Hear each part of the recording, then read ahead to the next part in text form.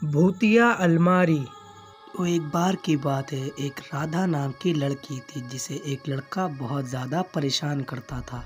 राधा जब भी अपना काम करके घर पर आती थी तो वह लड़का उसको बहुत ज़्यादा परेशान करता था। उसको परेशान करता देख राधा बहुत तेजी से अपने घर की ओर निकलने लगती है। जब वह घर पहुंच जाती है तो वह निर्णय लेती है, कल से मैं बाहर नहीं जाऊंगी वरना वह लड़का मुझे फिर परेशान करेगा। फिर रात हो जाती है और वह जब सोती है तो उसे बहुत ही डरावनी आवाज़ आती है और वह अचानक से वहाँ बैठ जाती है और वह अपने कमरे के बाहर देखने जाती है कि यह आवाज़ कहाँ से आ रही है।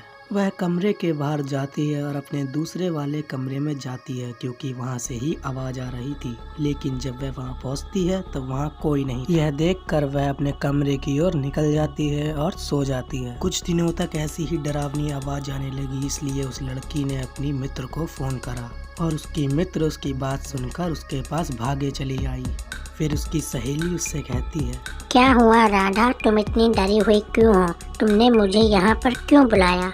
कुछ दिनों से मेरे घर में बहुत ही डरावनी आवाज आ रही है। मैं बहुत ही ज्यादा डर गई थी। ये तुम्हारा वहम होगा। ऐसी डरावनी आवाजें क्यों आएंगी तुम्हारे घर पे? फिर राधा कहती है, नहीं, मेरे घर में सच में डरावनी आवाज आ रही है। आज रात तुम मेरे घर में रहकर देखो, तुमको खुद ही पता चल जाएगा कि आवाज आ रही है कि नहीं आ रही है। ये मेरा वहम नहीं है। फिर वह दोनों लोग अपने कमरे में जाकर सो जाते हैं। वह दोनों लोग गहरी नींद में सो जाते हैं, लेकिन उस कमरे से कोई भी डरावनी या खूंखार आवाज नहीं आती। फिर सुबह होते ही वह दोनों लोग घूमने निकलते हैं और राधा की सहेली उससे कहती है, मैंने कहा था ना ये तुम्हारा वहम है।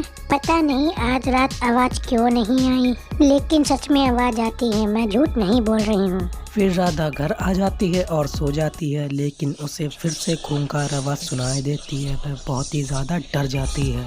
वह फिर से उस कमरे में जाकर देखती है कि वहाँ से आवाज़ क्यों आ रही है। वह बहुत ही ज़्यादा डर चुकी थी। वह बहुत धीरे धीरे अपने कदम को बढ़ाती है और उस कमरे में पहुँच जाती है। जब वह कमरे में पहुँच जाती है तो वह देखती है कि वह खूंखार और डरावनी आवाज़ एक अलमारी से आ रही है।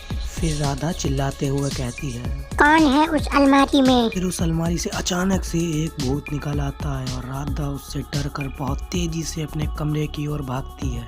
जब वह कमरे में पहुंचती है तब वह भूत भी अचानक से कमरे में पहुंच जाता है। कौन हो तुम और मुझे क्यों परेशान कर रहे हो? मैं वही लड़का हूँ। जब तुम काम करके घर पर आती थी तो मैं तुम्हारा इंतजार करता था।